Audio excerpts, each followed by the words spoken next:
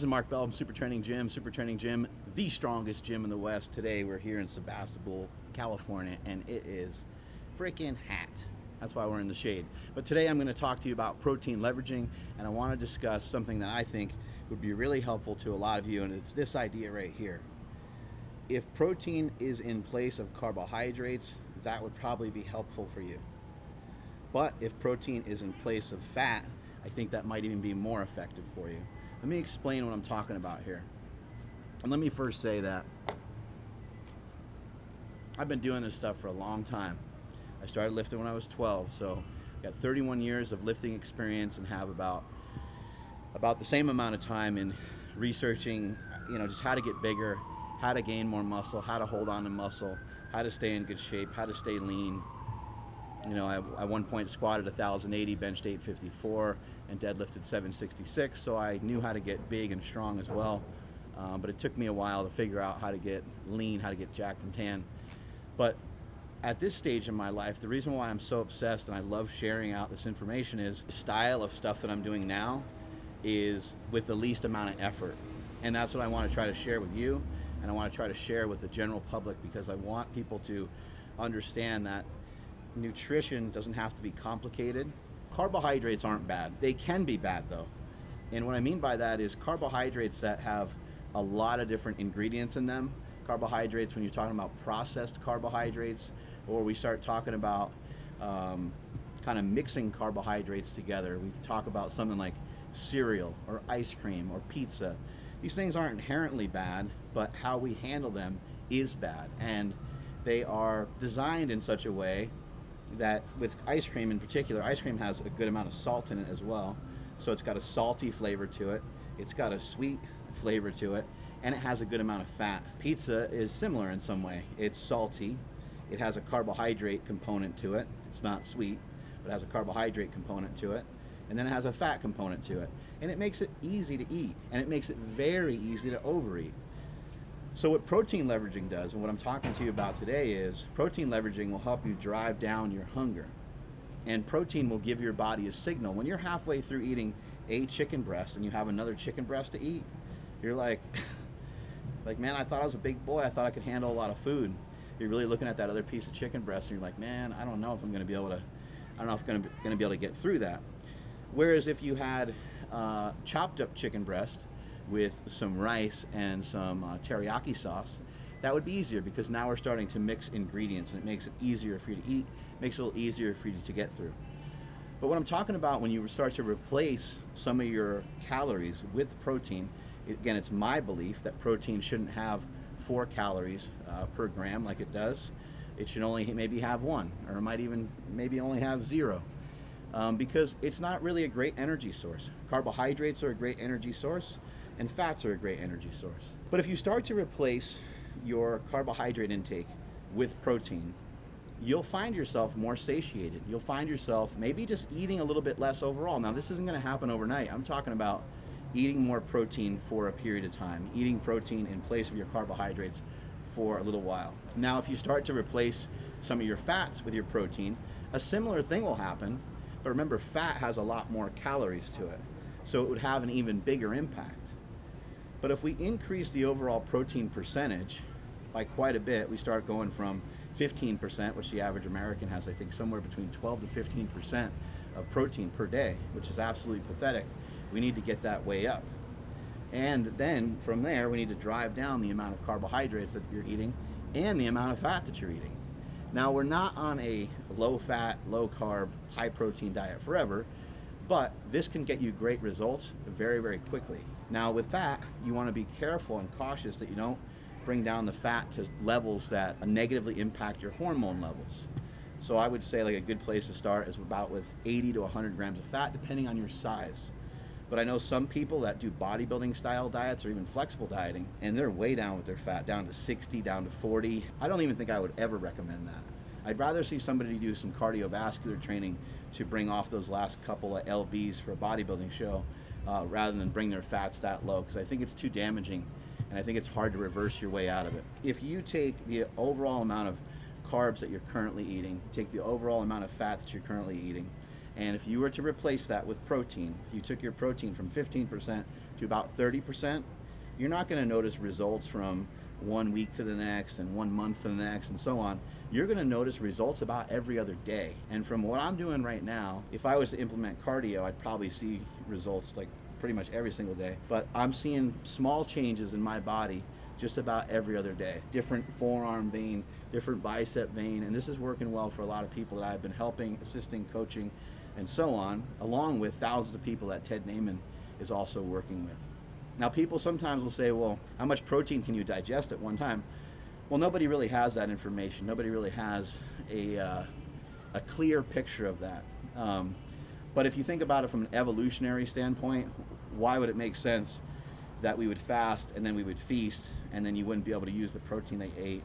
It really doesn't make a lot of sense. So the human body is very smart, and it will do what it needs to do in these circumstances. So my suggestion is not to really worry about that too much and to try to just get in a lot of protein. For me, without any consequences, I might eat 100, 150, or 200 grams of protein in just one sitting. Now, it can be very difficult to get in the amount of protein that you're trying to get. I usually, on a typical day, in between 300 and 400. It's very, very difficult to get 350, 400 grams of protein in a day, especially when you utilize intermittent fasting, which is something else I also do. What I've learned in the course of doing this is that it doesn't seem like it matters a lot if I utilize fasting or not, because again, the protein just doesn't seem to negatively impact body composition whatsoever. Now, when I say that, you got to keep in mind we're just talking straight protein. If you were to eat, some hamburger or some bison or a filet mignon or a ribeye or some of these things, they have fat in them. So you're not only just eating protein, it's not a straight protein source. If you want to really get brave with it and push the envelope, you're going to want to try to actually utilize straight protein.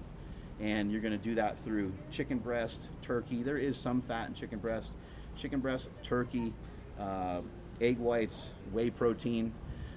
Things of that nature are going to be very, very low. I get fat-free Fage yogurt. It's basically just a bucket of protein. It has like 3 grams of carbs per serving or something like that.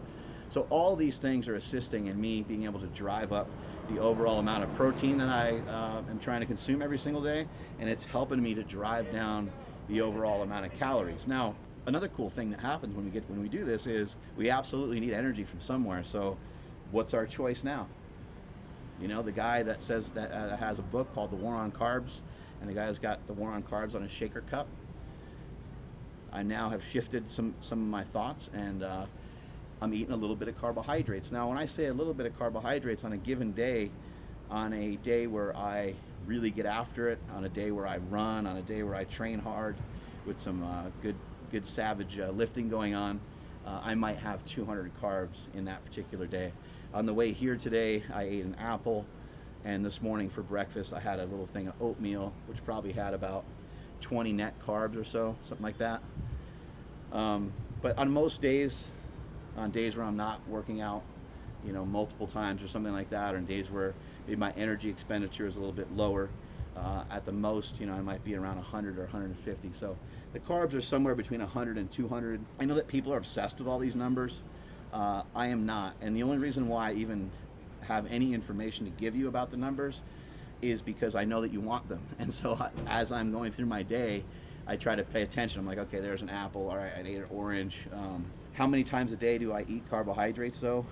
It's maybe about 2 to 3 times a day. How many times a day do I eat, period? Anywhere between 2 to 5 times a day, depending on the particular day. If I eat 2 times one day, a day later or 2 days later, I might eat 5 times, because I try to make up for it. I try to just make sure that none of this is really ever feeling like it's all that difficult. It's not easy, it's a challenge, but it's a good signal for you guys is, how do you feel when you're about to train? How do you feel about training? I always feel fucking awesome about training. Yesterday was a good day. I did a little bit of running, and then I did some stairs yesterday as well. Yesterday I probably ended up walking like 6 or 8 miles or something like that.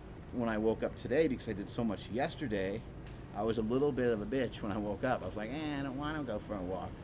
I got out there and I did it anyway, and then now I'm going to the gym, I'm going to train. But it's a good indicator. You know, did you exercise a little bit too hard on a particular day? Did you over diet? If you over dieted, if you underslept, if you just simply beat the hell out of yourself in the gym for 2 hours, probably going to run into a problem a day or 2 or 3 later. So these are all things to track. These are all things to kind of account for. Why are you losing motivation? Why is that happening? Because motivation shouldn't be a factor. You shouldn't need a motivational Mark Bell video to get you into the gym. You shouldn't need to listen to David Goggins, or shouldn't need to get yourself all fired up from a Tony Robbins seminar or anything like that. Although that's fine if you're going to use stuff like that. It's fine if you're going to use music and stuff like that as well. But you just shouldn't really need it. It should just be an extra boost over top of the way you normally feel. So that's the way that protein leveraging works. You want to try to increase the amount of protein that you take in. This is not necessarily just a diet where you're trying to have tons and tons of grams of protein. This is a diet where you're trying to have a high percentage of protein, a really large percentage of protein. The truth of everything really boils down to this. People simply eat way too much. People eat way too much, they eat way too often, and they make poor food choices. Poor food choices leads you to eat more. Not getting enough sleep will lead you to make bad choices because you're fatigued. Fatigue makes cowards of us all. These are all things that if you don't have them lined up, it's going to be really hard for you to go vertical with being able to make progress. But if you want to make progress really fast, start this diet today. Start it right now. I'll give you a list in the notes of the video of what exactly to eat, but I'll run through them right here too. I talked about chicken breast, I talked about turkey, any lean meat, I'll just say that, any lean meat, white fish, okay? Stick with lean meats. Egg whites, whey protein shakes, low-fat cottage cheese, low-fat ricotta cheese, low-fat to non-fat yogurt. Fruit is okay, rice is okay, potatoes are okay. If you really love milk, I guess you can throw in some skim milk if you wanted to. But that's it, man. Vegetables, you can throw in some vegetables. Now, where do we get our fats from? Because we need some fats. Well, you can get your fats from butter. You can get your fats from egg yolks. I throw egg yolks on my food a lot. I cook up my thing of egg whites. I leave the yolk raw, and I dump the yolk raw on top of stuff. I do that often. I do that at least once a day, and it just tastes amazing. You know, add some moisture and they add some flavor. It tastes really good. Dumping it on some chicken or dumping it on some steak is amazing. Eggs are just full of nutrients, full of vitamins, full of minerals, omega-3 fatty acids and stuff like that too. Bone broth, I'll utilize bone broth here and there just to dump on some of the food because all the lean sources of meat just are kind of dry. Eating any of these lean sources of meat with vegetables makes it a lot easier. Chop up some zucchini or something like that. If any of this seems like a giant pain in the ass to you, I would recommend getting some, getting with a meal prep company and try to get a little bit of these meals prepped. I recognize that not everyone can always afford that, but just imagine how much more convenient your life would be if you could afford to do it. Maybe just a couple times a week, maybe 3-4 times, maybe once a day, or something like that. That's just one extra time a day that you don't have to cook. Could help simplify your life. Most days I end with a protein shake. I have 2 scoops of Slingshot protein. I throw some cottage cheese in there. I throw some plain Fage yogurt in there. And I throw in a little bit of egg whites. And I know you're thinking like, you must fart all night. Not that I don't fart all night, but I'm usually pretty under control. It's usually okay. If you're new to this, just increase your protein only by about 40 or 50 grams. Don't increase your protein by like 100 or 200 just because you saw this video. Start out really slow. Any changes that you have with your nutrition could be catastrophic for your stomach, and I don't want to see you have to go through that. That's all the time that we got. I hope you enjoyed the video. In the comments below, let me know if you're in. I'd love to see you guys hop in on this. You guys hopped in on a lot of other diet suggestions that I had in the past. This doesn't mean that keto doesn't work. This doesn't mean that carnivore doesn't work. People always have questions about all that stuff. All those diets are great. They're all fantastic. This is just the one I'm doing for right now. Give it a shot in the comments below. Let me know if you're in. I want to see you guys make some really outstanding gains. Strength is never weakness. Weakness is never strength. Catch y'all later.